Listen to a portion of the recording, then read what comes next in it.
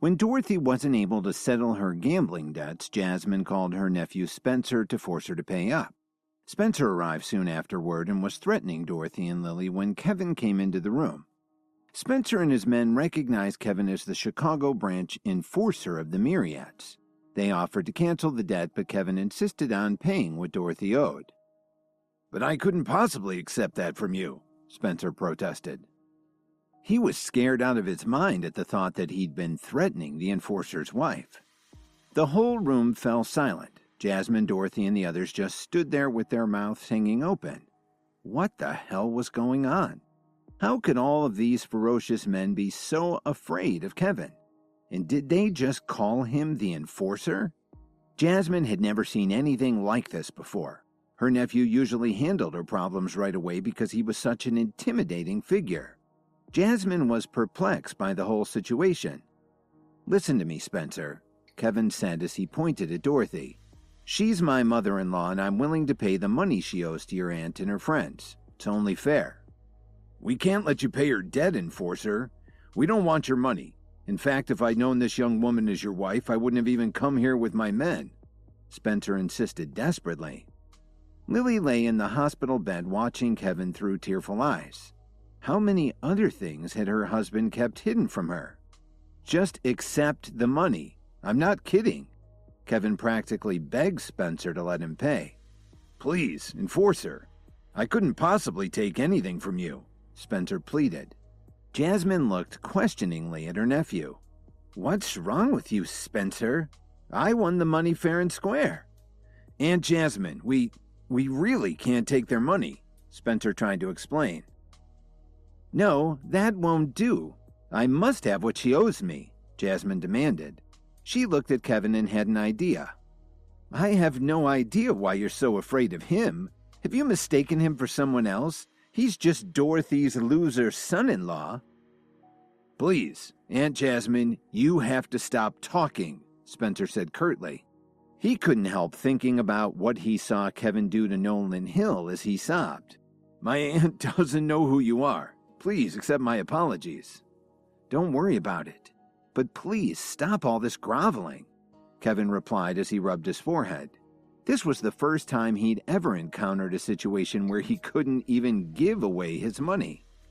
"I appreciate your understanding, sir," Spencer said gratefully.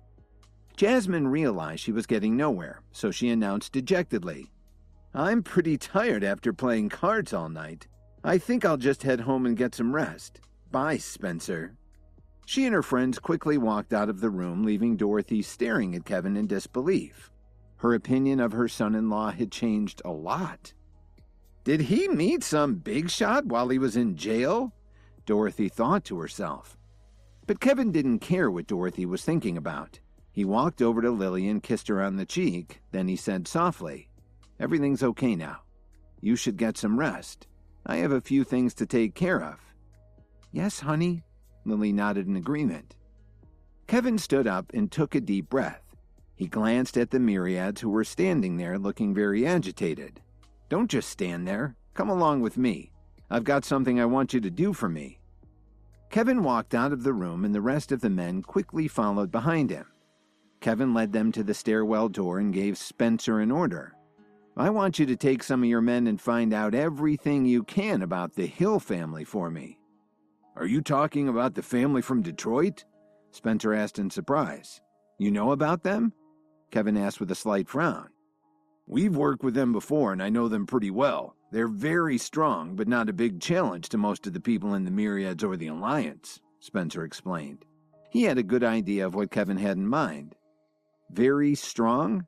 That doesn't matter to me. I want Craig Hill to suffer for what he's done," Kevin growled as he clenched his fists. "Have everyone meet me at the Whistler Hotel tonight at 7 o'clock. I've got something important to announce." "Yes, sir," Spencer replied as he took his men and quickly headed downstairs. Next, Kevin called Mitchell Cook to ask him to clear out the hotel for the evening. When Kevin got to the hotel, he saw the only people there were the Myriads and the hotel staff. A large buffet had been set up on the first and second floors. In the largest private room on the top floor, Kevin sat at the head of a long table, and dozens of representatives from the other branches sat along the sides. "Enforcer, we finished our investigation," Spencer reported. "What did you find?" Kevin asked him tersely. "I don't know why the Hills family strength has increased so much in the past few years, but the most important ones are Craig Hill's 5 adopted children. They're quite advanced in their training, and they've obviously benefited from herbal medications. And they're giving the family a real edge in their competition, especially their financial dealings." 5 adopted children? Kevin pondered as he swirled the wine in his glass. "There's one more thing. Their compound is heavily guarded," Spencer hurried to add. "Sounds like this won't be easy," Kevin commented as he put his wine glass on the table. "Can you think of a way to get at them?" "I really don't know how we could take them down without heavy losses," Spencer informed him bluntly. "Do you really think so? No matter how many we sent against them?" Kevin asked. But deep down inside he already knew the answer. If Craig Hill's children were as powerful as Spencer had said, they could resist any number of attackers. "And there's something else, Enforcer. They're expanding their operations to Chicago. It's possible that they have another trick up their sleeve," Spencer pointed out. He had to lay out the facts, even at the risk to his own family. "So you're saying that we can't do anything about them?" Kevin asked grimly. "No, that's not what I'm saying. We just have to chip away at them. To overcome their strength, we have to take them out one by one. If we go after all of them at once, we'll only hurt ourselves," Spencer said confidently. "So what's your plan? This is no time to beat around the bush," Kevin stated plainly. "From what we've found out, Craig Hill's 5 adopted children all have different hobbies and interests. We can use that to set up a trap for them," Spencer explained. It sounded like a good strategy to Kevin. He gave Spencer his approval. "All right, then I'll leave the details up to you. Whatever the cost, you have to set things up right.